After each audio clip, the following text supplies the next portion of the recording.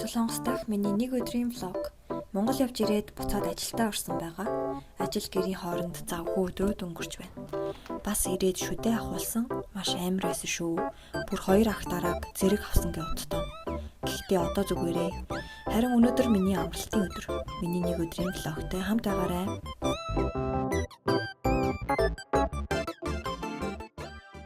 Сайн байцгаана манайхаа. Удаанчлаг оруулаагүй байна. Сүүлд Монгол явж ирчээд тэгээд ажил гэр гээл ерөнхийдөө нэлийн завгүй өдрийг өнгөрүүллээ. Тэгээд бичлэг оруулж чадсангүй.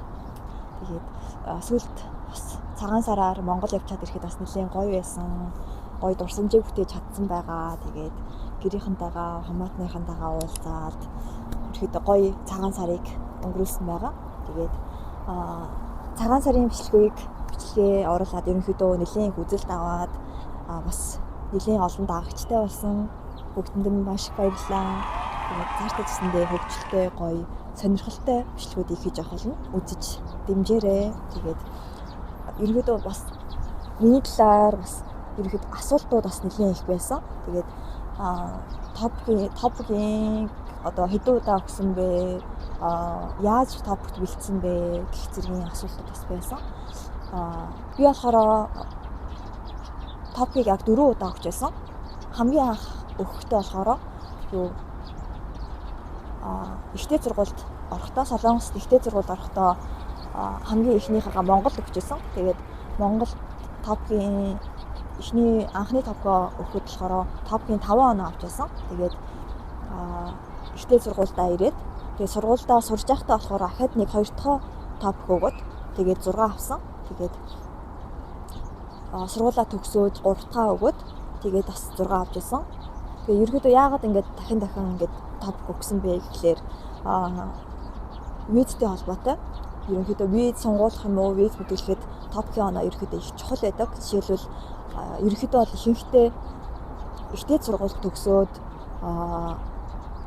Солонгост ажиллах сонирхолтой D10 виз, D7 E7 виз авахд ерөнхийдөө топикийн оноо нэлээд чухал байдаг учраас би ерөнхийдөө 2 жилийн хугацаанд дуусах болгонд дахин топикийн шалгалт өгсөөр ирсэн. Тэгээд энэ удаад бас топикийн 4 дахь удаагийн шалгалтаа өгөөд топикийн 6 аваад ерөнхийдөө өндөр оноо авсан. Өмнө нь болохоор ингэж өндөр оноо авж байгаагүй. Удаад болохоор өндөр оноо авсан учраас бас хүмүүс бас тосолох үднээс топикийн өөрийнхөө тактикийг хэлж өгсөн тийм бичлэг бас хийж оруулсан байгаа. Та бүхэн хэрэгтэй бол үзээрэй гэж хэлмээр байна. Тэгээд би болохоор одоо сургуулаа төгсөөд Солонгост одоо 4 жил болж байна. Сургуулаа төгсөөд 4 жил болоод дизайнер мэргэжлэр төгсөөд тэгээд одоо дизайнер мэргэжлэр ажиллаж байгаа. Тэгээд өөр асуух зүйл байвал комент дээр бичиж үлдээгээрэй. Тэгээд Rayway миний YouTube сувгийг бүгдээрээ дэмжээрэй. Одоо сонгосоо ороод найзтайгаас өнөөдөр гоё өдрийг өнгөрүүлэх бодолтой байна. Тэгээд бүгдээрээ настай хамтаагаарай.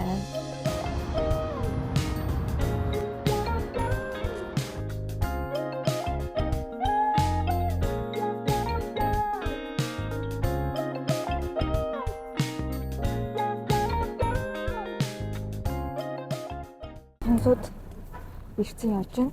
Тэгээд одоо болохоор кофе шоп орох гээд явж байна. Ийм том дэлгүүр байд юм байна. Blind boxтэй. Анх удаа орж ирж байна. Ийм blind box-ууд нь болохоор ингээд 20,000 вон гэдэг юм.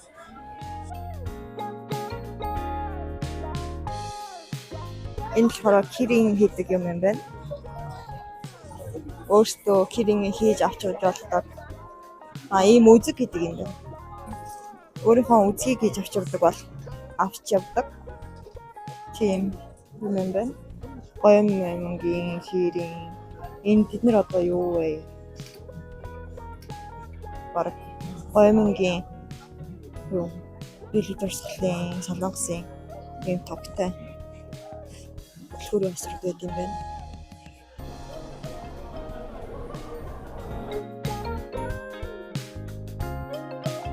Ятгаараа оранжтэй эйд авсан. Тэгээд чиз кейк авсан байгаа.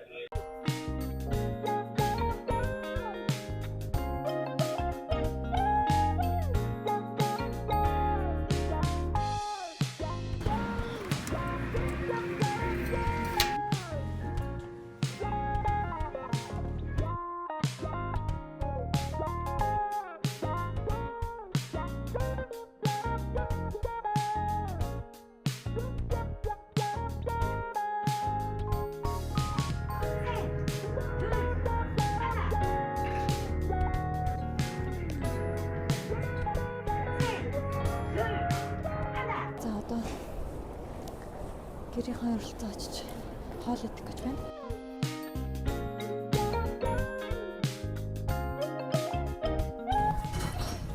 За хоолны газар орж ирчээ сууж байна. Тункасны газар орж ирсэн. Тэгээд би болгоо каре захиалсан байгаа. Манайс болохоор тункас захиалсан байна. Миний шүд араага ахуулаад удаагаагаа олчроос зөөлхөн юм идэх гээд каре захиалчлаа.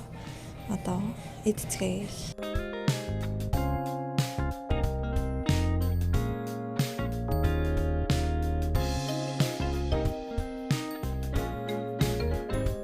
За миний бичлэгийг үзсэн бүгдэнд баярлалаа. Дараагийн бичлэгээр уулзцаая. Түр баяртай.